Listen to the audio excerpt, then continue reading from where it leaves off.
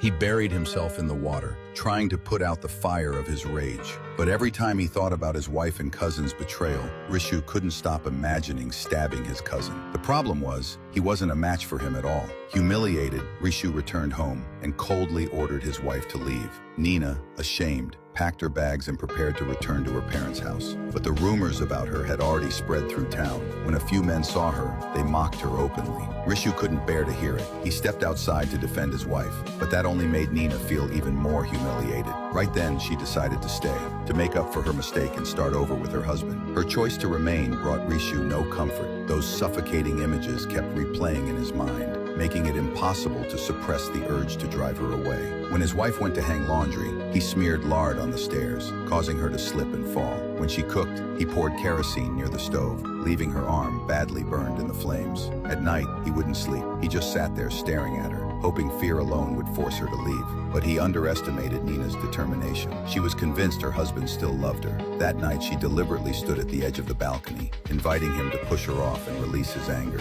Rishu shoved her hard, but then pulled her back at the last moment. Nina kept apologizing through tears. Looking at her face full of regret, Rishu finally chose to forgive her. From then on, Nina truly changed. She rushed to do the housework, cared for her mother-in-law, and packed lunch for her husband every day. Rishu noticed it all, and slowly their relationship began to heal. But their happiness didn't last long, because Neil reappeared in their lives.